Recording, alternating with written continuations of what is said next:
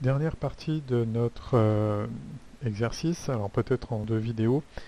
Euh, on nous demande de calculer, enfin de trouver les conditions d'irréversibilité de l'écrou par rapport à la vis ou de la vis par rapport à l'écrou en fonction de la charge B de 3 sur 8. Donc B de 3 sur 8, c'est l'action que vous avez là. Alors, analysons un petit peu le mécanisme et si le système est réversible, en fait, on va avoir dans notre système tel qu'il est fait là, non pas vraiment la rotation de l'écrou par rapport au mécanisme, mais la rotation de la vis selon l'axe BX8. Donc ça, c'est sous condition d'une vis à billes, par exemple, ou alors d'une vis, on le verra, avec un angle d'hélice assez important. Euh, Et c'est pas tellement ici la rotation de l'écrou, mais c'est pas important parce que ce qu'on va étudier nous, c'est la rotation de l'écrou par rapport à la vis ou la rotation de la vis par rapport à l'écrou. C'est juste une histoire de référence et donc ça ne va pas changer l'analyse que l'on va faire dans la quatrième partie, celle que vous avez là. Donc vous avez ici différents paramètres qui vous sont proposés. Euh, Ici, ce qu'il faut comprendre, c'est que la portion qui est dessinée ici, c'est la portion de la vis 7. Donc ce que vous avez en vert ici correspond à ce que vous allez voir ici, par exemple, hein. Et puis, l'écrou n'est pas dessiné, mais en fait, je le fais en pointillé ici, hein, il pourrait être comme ceci. Donc là encore, c'est de nouveau une portion d'écrou, sachant qu'il continuerait. Et l'idée, c'est bien évidemment de voir que les zones vont venir en contact, hein. Donc je fais ça en pointillé ici, pas trop. Et le pointillé bleu ici vient épouser la courbe verte qui est ici. Et ça s'enroule sur éventuellement un tour, deux tours, trois tours. Ça dépend du nombre de filets qui vont être en contact. Sur un écrou, on en a généralement quand même un certain nombre. On peut aller jusqu'à une dizaine de filets en contact. C'est pas aberrant.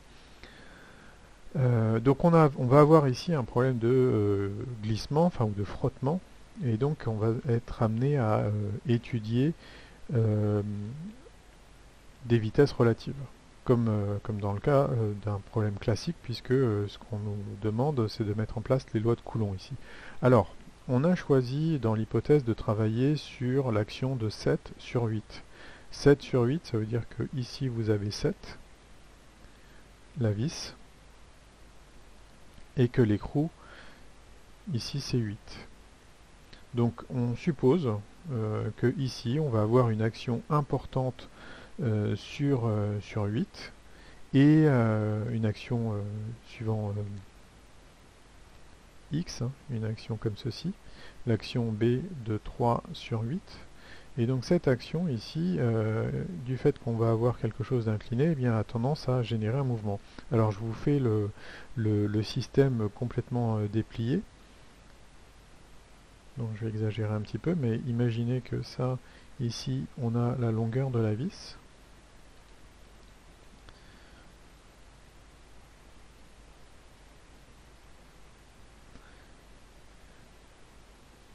Ici, je vais avoir en fait en longueur ici le nombre de...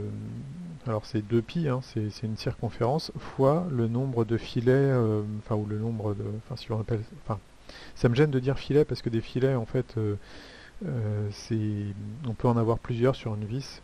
Donc là il y a bien un seul filet, mais en fait c'est le nombre de d'alternance creux-filet si vous préférez. Donc ici fois n. Et ben là en fait je vois apparaître mon angle alpha qui correspond à l'angle d'hélice, hein, celui que j'ai là. Et si je suis amené à définir mon écrou, donc je vais avoir ici la zone de contact, donc les deux recouvrements que je vous disais, et ça va s'opérer sur en fait un nombre qui vaut 2π ici, fois eh bien, le nombre de filets, de filets en contact, que je pourrais appeler N1, ou NC pour le nombre de filets en contact. Donc vous pourrez aller par exemple jusque là. Donc ici, il faut bien comprendre que j'ai déplié tout ça. Et ici, vous retrouveriez la hauteur de votre écrou. Et bien sûr, on va avoir ici l'action B de 3 sur 8. Et donc la question qu'on se pose, c'est de savoir est-ce qu'il va y avoir, est-ce que ce système-là va se mettre à glisser ou non. Donc si j'ai déplié mon système, je vais juste avoir un mouvement de translation, et le mouvement de 8 par rapport à 7, eh bien ça va être un vecteur vitesse qui est dirigé ici vers le bas, sous cette action-là. Pourquoi? Parce que ici, je vais avoir l'action normale de 7 sur 8, et puis je vais, s'il y a du frottement, je vais aussi avoir une action ici, T de 7 sur 8. Et si je le reprécise, hein, Q, l'action normale de 7 sur 8. Et donc sur cette toute petite zone, que je vais entourer en noir, ici je fais apparaître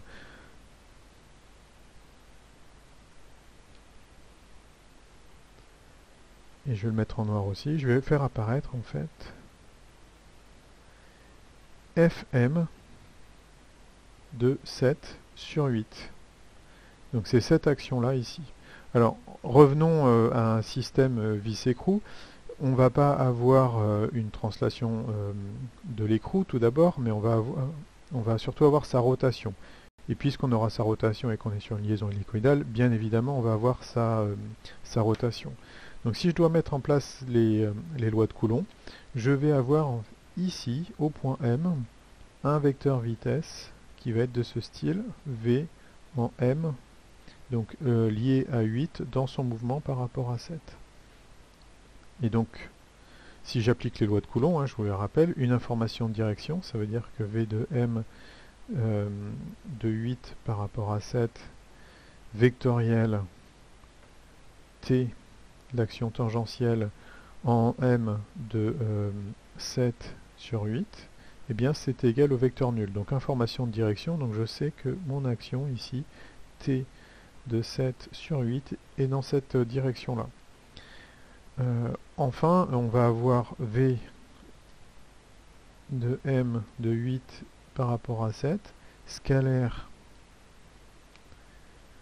T de 7 sur 8 inférieur ou égal à 0. Hein. Et donc ça veut dire que le sens est opposé, c'est comme ça que je l'ai tracé. Et puis la dernière loi de Coulomb, ça va être la proportionnalité entre la norme de Q et la norme de T. T égale Fn au glissement. Donc ici, je vais me mettre mon action Q de 7 sur 8. Et vous voyez apparaître ici, au point M,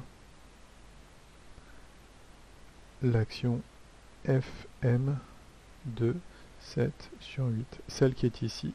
Et donc avec mon code couleur, l'action T et l'action Q.